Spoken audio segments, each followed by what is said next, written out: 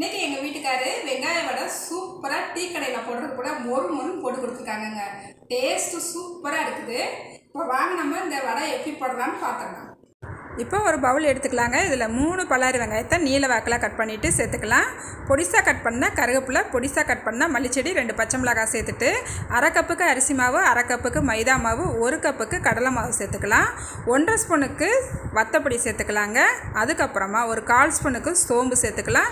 இதுக்கு தேவையான அளவு உப்பு, ஒரு சிட்டிகை சோடாப்பு சேர்த்துட்டு இந்த மாவை தண்ணி எதுவும் சேர்க்காமல் ஃபஸ்ட்டு நல்லா கலந்து கொடுத்துட்டு அதுக்கப்புறம் கொஞ்சம் கொஞ்சமாக தண்ணி தெளித்து விட்டுட்டு நம்ம பிசைஞ்சு எடுத்துக்கலாம். அதுக்கப்புறம் food colour, red food colour கொஞ்சமாக சேர்த்துட்டு இந்த மாவை இந்த பதத்துக்கு நல்லா பிசைஞ்சு எடுத்துக்கலாங்க.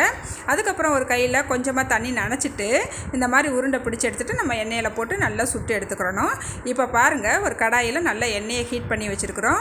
இப்போ நம்ம உருண்டைகளை உள்ளே சேர்த்துக்கலாம். இந்த மாதிரி உருட்டி உருட்டி உள்ளே சேர்த்துக்கலாங்க. சேர்த்துட்டு நல்லா அடுப்பை மிதமான தீயில் வச்சுக்கிட்டேவும் இந்த வடையை நல்லா சுட்டி எடுத்துக்கலாங்க.